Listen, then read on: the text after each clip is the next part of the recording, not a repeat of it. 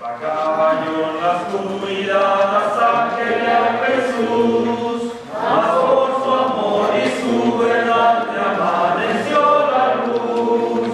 Gozo y luz hay en mi alma hoy, gozo y luz hay ya que salvo soy. Desde que a Jesús vi a su lado fui, he sentido el gozo de su amor en mí. Las nubes y la tempestad no encubren a Jesús, y en medio de la oscuridad me gozo en su luz. Gozo y luz hay en mi alma hoy, gozo y luz hay ya que salvo soy. Desde que a Jesús vi y a su lado fui, he sentido el gozo de su amor en mí. Andando en la luz de Dios encuentro plena paz, voy adelante sin temor, dejando el mundo atrás. Gozo y luz hay en mi alma hoy, gozo y luz hay ya que salvo soy.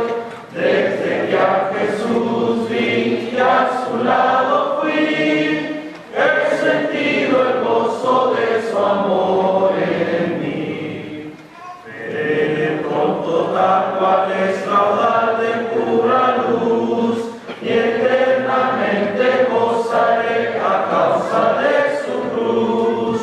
Gozo y luz hay en mi alma hoy, gozo y luz hay ya que salvo soy. Desde que a Jesús vi y a su lado fui, he sentido el gozo de su amor en mí.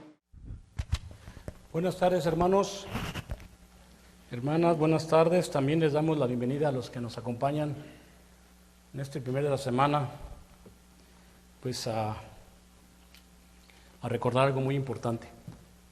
Pero antes de eso, yo le doy gracias a Dios por esa oportunidad que me da de poder participar en este día. Como humano, se los digo, ser humano. Yo sé lo que Dios hace a través de su Hijo y uno siempre debe quedar agradecido por eso. Siempre debemos estar pues muy contentos lo que hizo nuestro Señor por cada uno de nosotros, especialmente por mí, como ser humano lo digo. Porque es todo lo que hacemos, tratar de ayudar a esta obra que nuestro Señor empezó hace muchos años, año 33 en Jerusalén. Y esta obra Dios se lo dio a los hombres. Inclusive una escritura, creo que está en 1 Corintios 4, donde dice: tengamos a los hombres como administradores de Dios. Y esa obra es muy importante. Pero yo como predicador a veces puedo mirar o puedo observar que a veces como que nos desviamos o como que empezamos a tomar un camino que no es el camino de Dios. Puede ser que si nosotros como líderes no nos damos cuenta del propósito verdadero por el cual fuiste llamado tú y yo, pues podemos, así como los Gálatas, ¿no?, caer de la gracia, apartarnos del camino de Dios. Y eso siempre ha sido por culpa de los líderes, de los que supuestamente enseñan la palabra de Dios. Se empieza a dividir y a separar el hombre más de Dios en vez de irnos más cerca de Dios. Por eso quiero hablar un poco acerca de este hombre, un hombre como el apóstol Pablo. Según lo que estudiamos de él, porque yo nunca lo conocí, lo que estudiamos de él es que este hombre fue un hombre muy preparado, un hombre que si estuviera con nosotros tendría muchos títulos, un hombre que según los hombres pues tenía grados de doctores, de profesionales, un hombre que en su época se le admiraba mucho. Y es que él lo dice ahí en Gálatas 1:14, que él aventajaba a los judíos y a sus contemporáneos en cuestiones de la ley o de la ciencia. Un hombre tan preparado como el apóstol Pablo, que no cualquiera le podría llegar en sus títulos.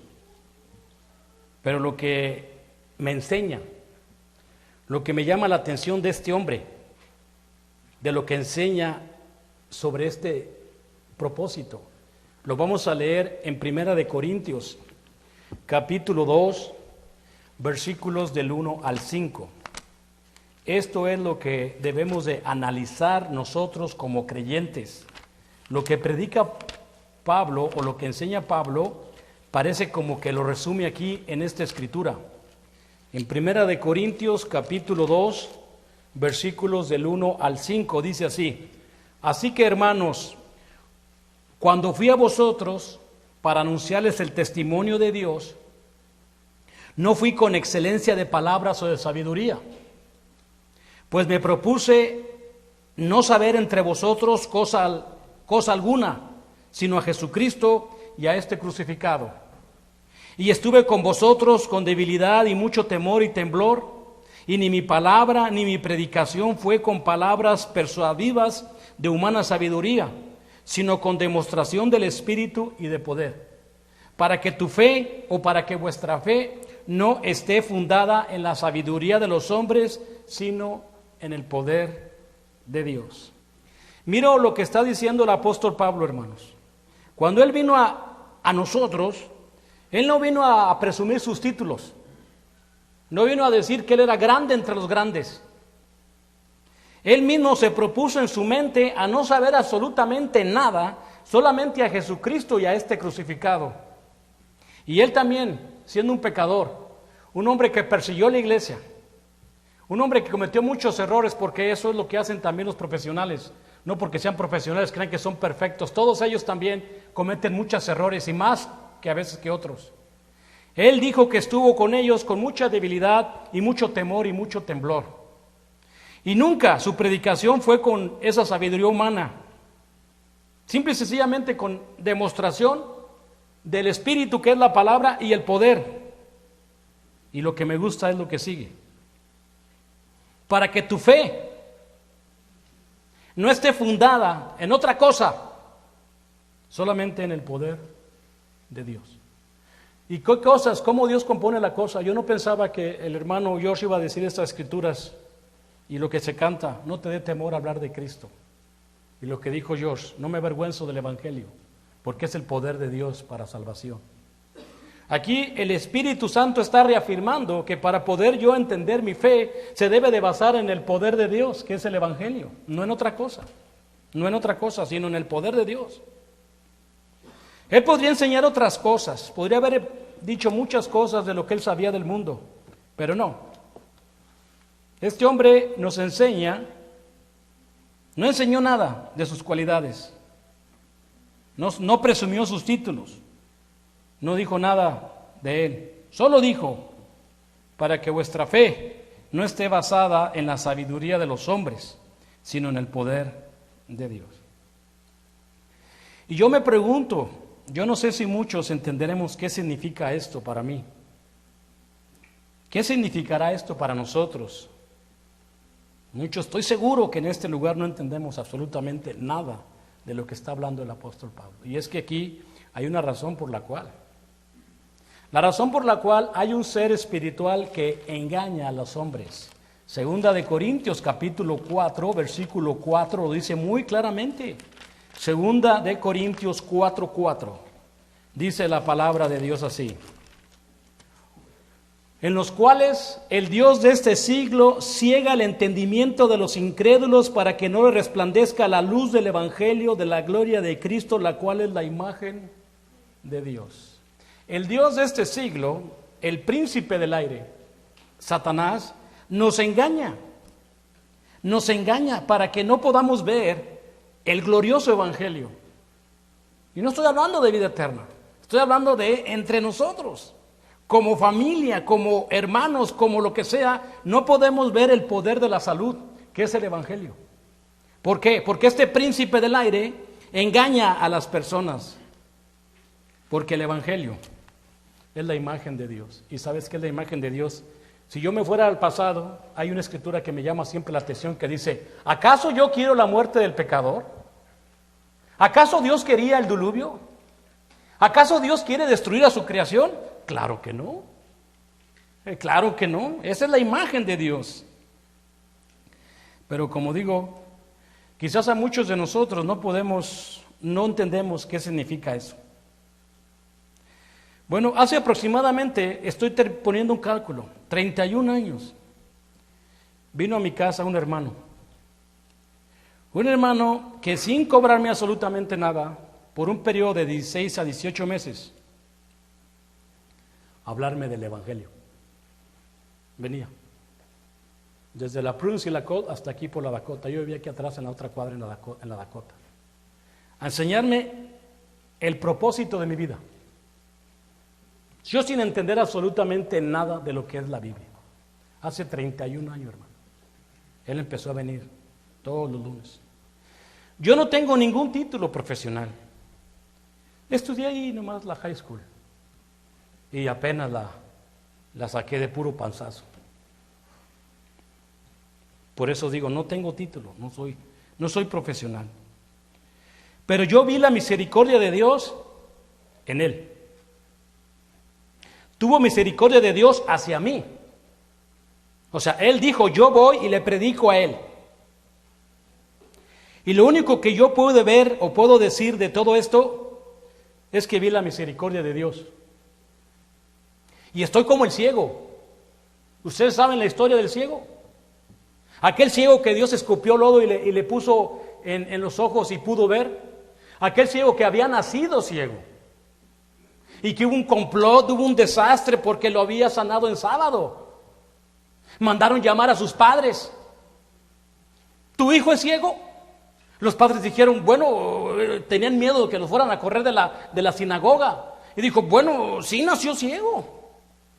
Pero que ahora ve, pues pregúntenle a él, ya es demasiado grandecito. Y entonces lo que hizo este ciego cuando lo llevan a enfrente de los profesionales, dice en Juan 9, 24 al 25, vamos a ver lo que dice el ciego, me gusta lo que dice el ciego. Juan 9, del 24 al 25. Dice, Juan 9, del 24 al 25. Dice, entonces volvieron a llamar que había sido ciego y le dijeron, da gloria a Dios. Nosotros sabemos que ese hombre es pecador. Entonces él respondió y dijo, si es pecador, no lo sé. Una cosa sé, que habiendo yo sido ciego, ahora veo. Me llama mucho la atención esta frase del ciego, porque están acusando a Jesucristo de pecador. Si yo hubiera juzgado al hermano que me predicó la palabra, porque hay mucha gente que así juzga, ¿no? Él es pecador, que le haces caso. A mí no me importa si es pecador o no.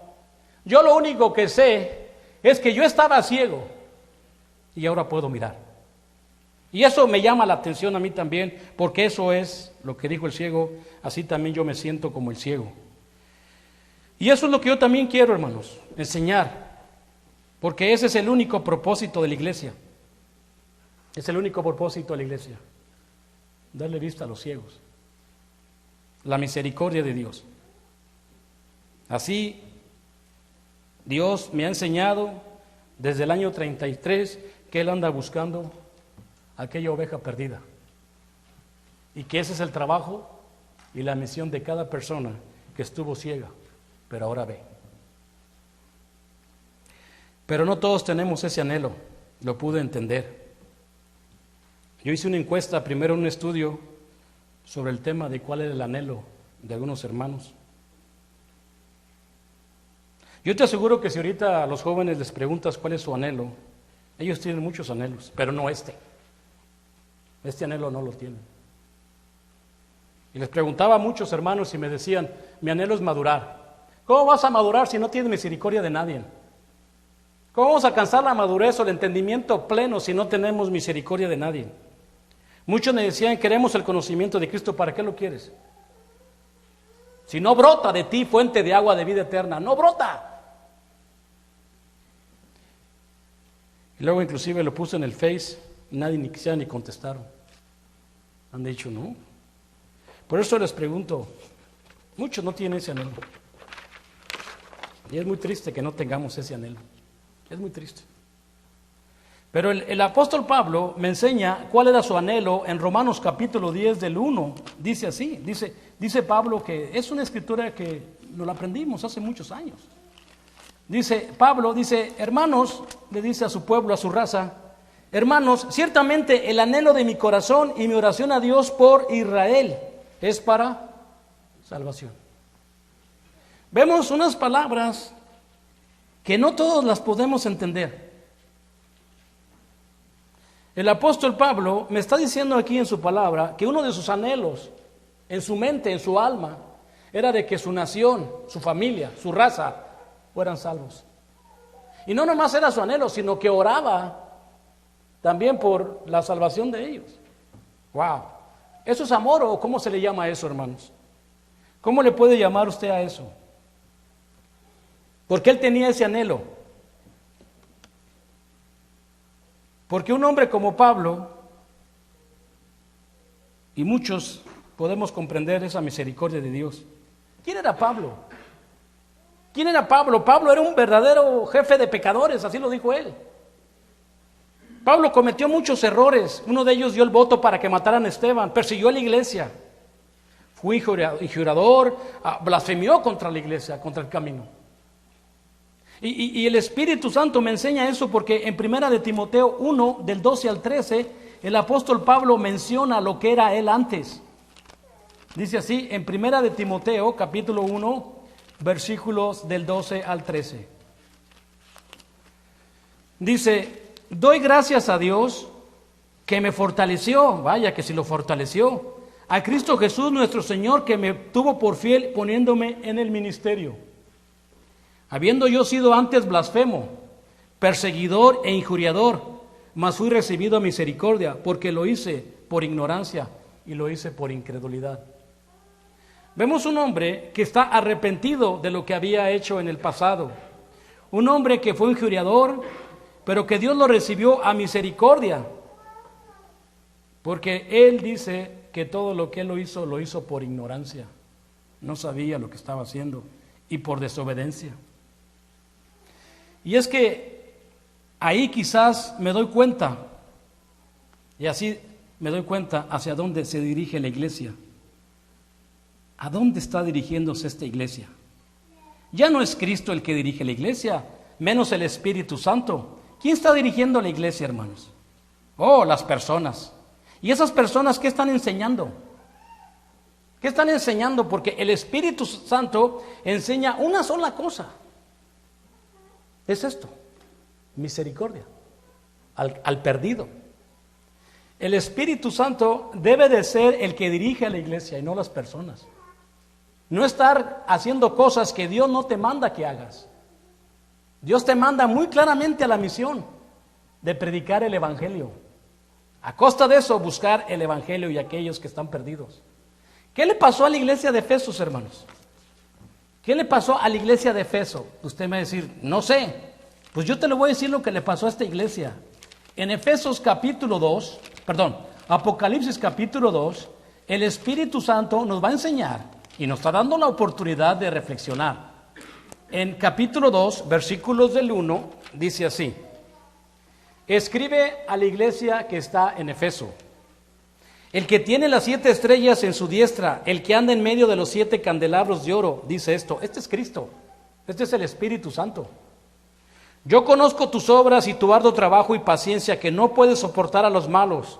Has probado a los que dicen ser apóstoles y no lo son, y los has hallado mentirosos. Está bien, eso está muy bien. Has sufrido y has tenido paciencia, has trabajado arduamente por amor de mi nombre y no has desmayado. También está muy bien todo eso. Pero tengo contra ti que has dejado tu primer amor. Se te ha olvidado tu primer amor. Recuerda por tanto de dónde has caído y arrepiéntete ya las primeras obras, pues si no, vendré pronto a ti y te quitaré tu candelero de su lugar, y si no te hubieras arrepentido.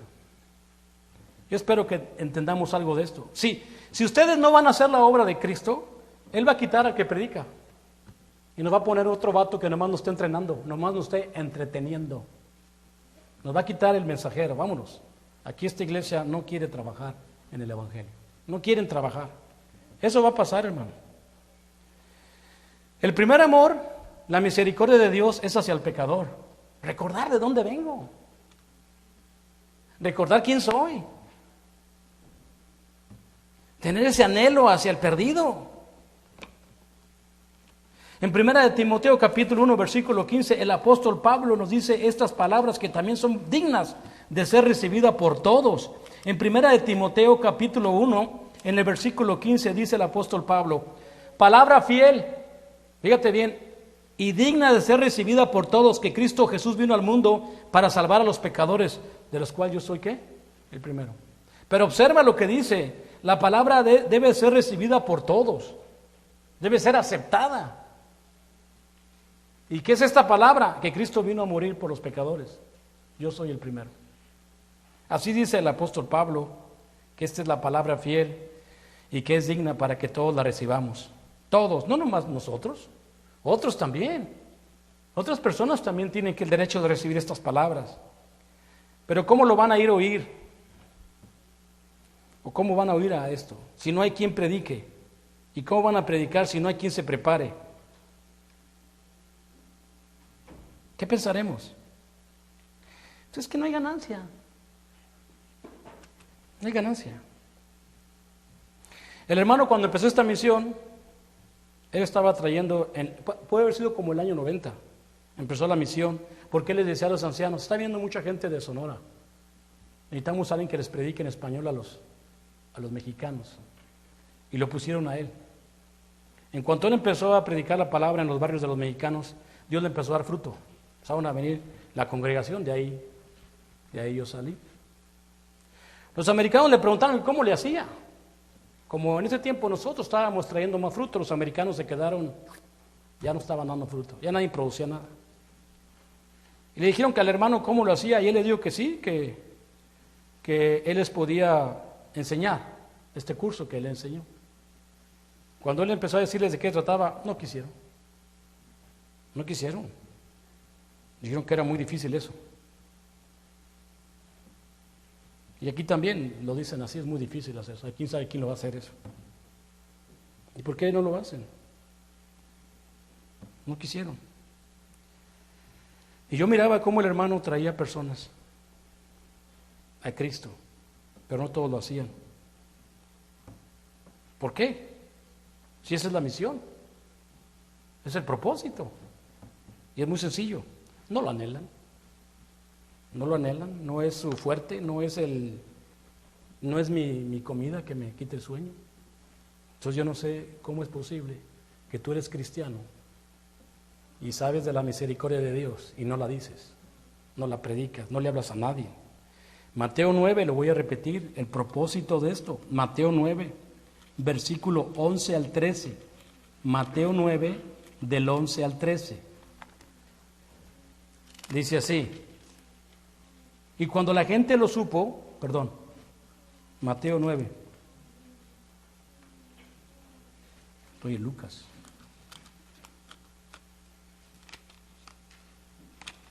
Mateo 9. Y cuando vieron esto los fariseos, dijeron a los discípulos, ¿por qué come vuestro maestro con los publicanos y pecadores? A los fariseos no les sonaba lógico que nuestro Señor comiera con los publicanos y los pecadores. Le preguntan a sus discípulos. Al oír esto Jesús les dijo, los sanos no tienen necesidad de médico, sino los enfermos. Ir pues y aprender lo que significa misericordia quiero y no sacrificio, porque no he venido a llamar a justos, sino a pecadores al arrepentimiento. Yo no sé si usted no se considera que es un pecador arrepentido, o no entiende de dónde Dios lo sacó. ¿Y cómo vamos a aprender misericordia quiero y no sacrificio? ¿Cómo vamos a poder aprender eso cuando vivimos en una zona de confort? Una zona de confort donde no tenemos que sacrificar absolutamente nada. Yo no tengo nada que perder si dejo que Cristo sea el que dirija. Al contrario, voy a perder mi alma si no dejo que dirija a Cristo. Pero tendré mucho que perder si no predico el Evangelio. Así lo dijo el apóstol Pablo allá en 1 de Corintios 9, del 16 al 17. Mira lo que dice el apóstol Pablo. 1 de Corintios capítulo 9, del 16 al 17, dice el apóstol Pablo: pues si anuncio el Evangelio, no tengo por qué gloriarme, porque me es impuesta necesidad. Y ay de mí si no anunciar el Evangelio. Por lo cual, si lo hago de buena voluntad, recompensa tendré, pero si de mala voluntad, la comisión me es encomendada.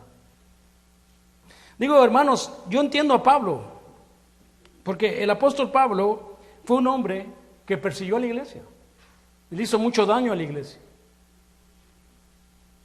Y cuando él entendió el Evangelio, cuando él comprendió el Evangelio, que alguien vino a dar la vida por él, que fue un plan divino, que Cristo, su hermano mayor, había dado la vida por él. Y el apóstol Pablo dice, pues si anuncio el Evangelio, no tengo por qué gloriarme. Es un trabajo. Porque es impuesta necesidad. Y es impuesta, el vivir en el Evangelio es una necesidad individual y de familia y de iglesia. Es una responsabilidad de cada uno. Entonces dice el apóstol Pablo, ay de mí si no anunciara el Evangelio. Ay de mí si se me olvidara. Y si lo hace de buena voluntad, bueno, va a tener recompensa. Y si no, es una carga, hay que hacerlo. Es una misión. De una a otra se debe hacer esta misión encomendada. Pero como digo, hay hermanos que piensan que ese trabajo nada más es para el apóstol o el predicador. No es trabajo de anhelarlo, de predicar el Evangelio. Es para cada miembro de la iglesia, hermanos. Es para cada miembro de la iglesia de predicar el Evangelio, sí, sin vacilar.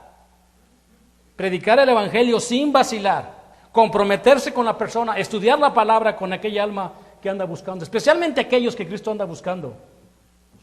Aquellos que quieren adorar a Dios en espíritu y en verdad.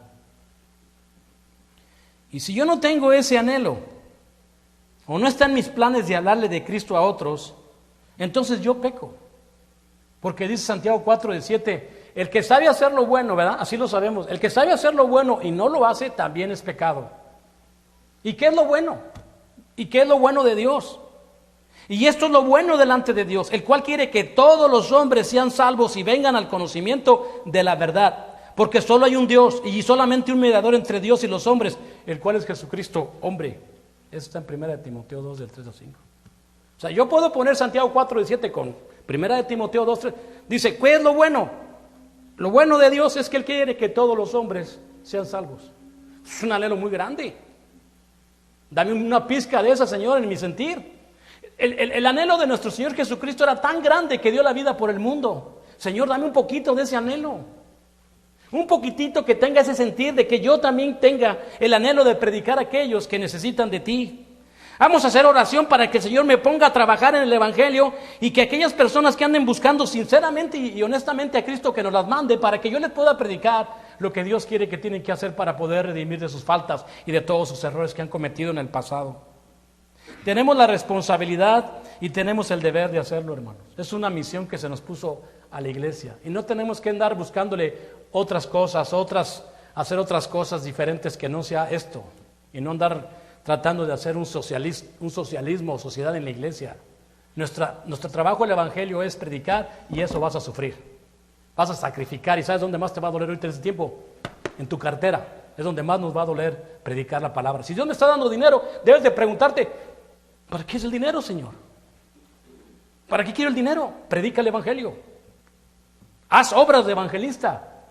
Hay muchas maneras que se puede predicar el Evangelio, pero tenemos un problema. Y ese problema, hermanos, es esa zona de confort. Yo les pregunto, ¿qué le pasó a David en esa zona de confort? Ustedes me pueden decir, hermanos, ¿qué le pasó a David en esa zona de confort? David sabía que tenía que andar peleando contra los enemigos de Dios, pero él se quedó en una zona de confort un día. Y en esa zona de confort él cometió adulterio. cometió asesinato. Hizo mucho daño el rey David en esa zona de confort. Y usted me va a decir a mí que usted está en una zona de confort y usted no está haciendo nada malo, usted está fornicando, estás adulterando. Otro eso yo unos hermanos que me dicen, oye, ¿qué de los...? ¿Cómo? Yo no creo eso. Yo no creo que aquí haya hermanos y hermanas que estén viviendo en fornicación. Yo no lo puedo creer. Se me haría algo ilógico. Oye, ¿cómo crees que tú eres un joven y estás viviendo en fornicación? ¡Cásate! No estés manchando a toda la iglesia, porque total, si lo quieres hacer tú solo allá en el mundo, pues vete a fornicar al mundo, ni quien te diga nada, ¿verdad? Pero si lo estás haciendo en la iglesia, estás dándonos a todos, en la cholla. Porque no lo estás haciendo, estás en una zona de confort. Y eso le pasó al rey David, su zona de confort. Y es que, hermanos, en esa zona es una zona bien peligrosa. Ay, traigo dinero, acabo de trabajar, me merezco un descanso. ¿Dónde está el anhelo? ¿Dónde está el anhelo de predicar, de saludar, de mandar? ¿Dónde está el anhelo? Ustedes me podrán decir si no estamos ahorita en esa zona de confort, pero al 100%. Pero ¿sabes una cosa, hermano? David me enseña aquí una esperanza. Porque cuando David se dio cuenta, o cuando se le predicó su error, cuando a David se le predicó su error, el que estaba, él dijo unas cosas muy interesantes. Y yo siento que a pesar de que yo les diga lo que hizo David, muchos no lo vamos a hacer. ¿Por qué? Porque no es mi anhelo. No me interesa a mí que la gente se muera, a mí ni les voy a decir nada. Pero el rey David en el Salmo 51 dijo estas palabras que siempre me han llevado en mi mente. Después de que cometió su error y que se hacía que no sabía lo que estaba haciendo, él hizo una oración muy, muy profunda que le dijo esto al Señor. En el Salmo 51, vamos a leer nada más del 12 al 15. El Salmo 51 del 12 al 15.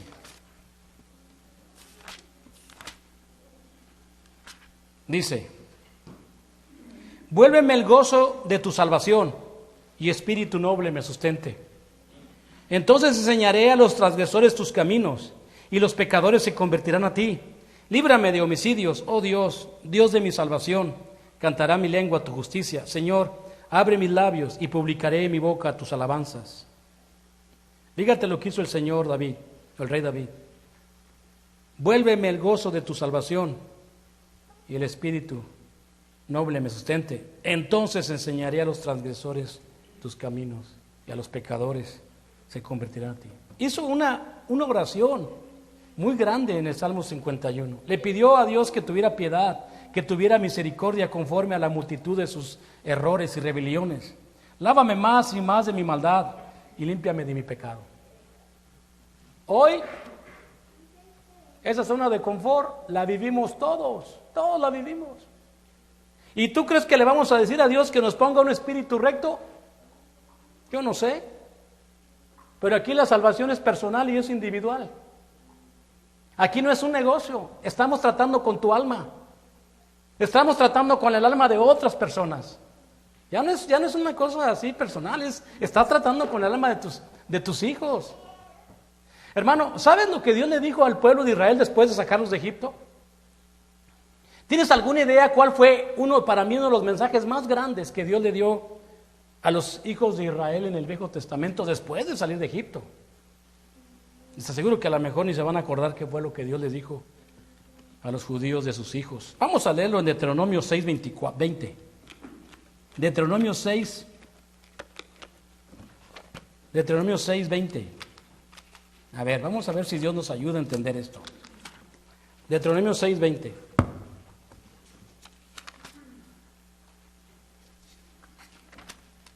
Dice, Deuteronomio 6, 20. Mañana, dice la Biblia, mañana, está hablando de un futuro. Cuando te preguntara tu hijo diciendo, ¿qué significa los testimonios y estatus y decretos que Jehová nuestro Dios os mandó? Cuando hoy te pregunta tu hijo, papá, ¿qué significa todo esto? ¿Por qué venimos a guardar este día? ¿Qué significa tomar la cena? ¿Qué significa todo este culto, padre o madre? ¿Qué significa todo esto? Entonces dirás a tu hijo, nosotros éramos siervos de Faraón en Egipto, y Jehová nos sacó de Egipto con mano poderosa. Entonces le vas a decir a tu hijo, ¿qué clase de basura eras antes? Le vas a explicar que tu vida era una vida inútil, sin propósito. Le vas a decir que estabas adicto a muchos vicios y estabas sirviendo a cosas extrañas, cosas que te estaban haciendo daño, y si que tú hubieras seguido en ese camino, hijo, te hubiera dado a ti, primeramente a ti, te hubiera hecho pedazos, hijo. O sea, yo estoy aquí, hijo, por ti. Yo cambié mi vida por ti. Le tienes que explicar eso a tus hijos, porque si no tus hijos no van a entender absolutamente nada de la misericordia de Dios. Nunca van a entender nada. ¿Por qué me traes aquí a la iglesia? ¿De qué significa todo esto? Si tú no tienes ni el anhelo de predicar el evangelio a tus hijos, no lo van a entender. Le vas a decir, nosotros éramos siervos de Faraón en Egipto, ese es el diablo y el mundo es Egipto, y Jehová nos sacó de Egipto con mano poderosa. E hizo señales y milagros y grandes y terribles en Egipto sobre el Faraón y sobre toda la casa delante de él. Tú le vas a predicar a tus hijos lo que hizo Dios en tu vida. ¿Qué ha hecho Dios en tu vida, hermano? Ya nosotros platicábamos sobre el tema de los trabajos, ¿no? De que a veces, no tenemos trabajo, y luego nos entramos en una angustia, así, no tengo dinero, no tengo trabajo. Y en ese momento, cuando yo estaba en esa angustia, todo el tiempo Dios me dijo, ¿cuándo te has muerto de hambre? Cuando yo estaba aquí, cuando todavía estaba el hermano Marcos, me angustiaba que no tenía trabajo, y él me dijo, ¿cuándo te has muerto de hambre? ¿No? Dime, ¿cuándo te he dejado sin comer un día? No, pues, nunca. Entonces, ¿por qué desconfías de mí? Pecas horriblemente contra Dios. No tienes esa fe. Pero digan, ¿cuándo Dios nos ha dejado sin comer? Nunca. ¿Ha hecho maravillas en mi vida? Ha hecho maravillas en mi vida. Cuando les cuento la historia de mi madre que tuvo 13 hijos, todas las mujeres se quedan, 13 hijos, ya con uno no puedo. Pues era Dios el que llevaba a mi madre y a todos los chamacos, no era el hombre. Una mujer ahorita con 2 hijos no puede, se vuelve loca, no sabe ni qué hacer. Imagínate, con 13. No fue mi mamá, fue Dios el que nos enseñó. Así es que yo les pregunto, hermanos, esto, ¿qué es tu anhelo? Yo quisiera que todos dijeran, es mi anhelo, hermano, cantar la maravilla de Dios que ha hecho en mi vida, como aquel hombre que estaba lleno de demonios, ¿te acuerdas? Aquel hombre que nadie lo podía amarrar porque reventaba las cadenas. Aquel hombre que después de que Cristo le dijo, ¿cómo te llamas? Le contestaron los demonios, nos llamamos Legión porque somos muchos. Y le pidieron que se fuera con una bola de marranos allá. Y en ese momento, cuando ya el hombre estaba fuera, los demonios, estaba ya limpio, él quería seguir a Cristo. Y le dijo, Cristo, ve y dile al mundo cuántas maravillas ha hecho Dios en tu vida. Y este hombre endiablado, fue predicando por todas partes de las ciudades, predicando lo que Dios había hecho en su vida. Yo creo que quizás eso es lo que nos falta. Como que no, pues ¿qué ha hecho Dios en mi vida? Alguien les tiene que decir, hermano. O sea, ¿qué ha hecho Dios en tu vida, hermano? Dios no ha hecho nada en tu vida. El simple hecho de respirar ya es maravilloso. O sea que yo creo que a veces decimos, no, pues a mí Dios no ha hecho nada en mi vida. Yo lo tengo, yo soy, mira. Una vez llegó mi hermano ahí presumiéndome, no, pues que no tengo esta grúa y que tengo esto y así presumiendo todo lo que tenía, ¿no? Yo más mirando los ojos, ya estaba hasta cansados de tanto trabajo. Y dije, mira, hermano, si Dios quisiera te saca un tornillo de que traes aquí y todo eso que tienes ahí no sirve para nada. Nada eres sin Dios, hermano. Eso se llama humildad. Sin Dios no somos nada. Voy a terminar con esta frase que el hermano nos dijo hace muchos años. Digo, hermanos, dijo, les voy a decir una cosa. Si esta iglesia no tiene amor hacia la gente que está perdiendo, a la gente, a tu familia, a tus amigos, si esta iglesia no tiene ese amor hacia los demás, nuestra religión es pura vanidad, no tiene sentido. Así es que ahí les dejo con ese pensamiento y todavía tenemos mucho tiempo de reflexionar en este camino. Que Dios los bendiga y como siempre, si hay una persona que ya sabe lo que es el Evangelio, venga la misericordia de Dios. Él quiere que usted sea salvo, Él quiere que usted entre a la vida eterna. ¿Ok? Vamos a entonar este himno de invitación.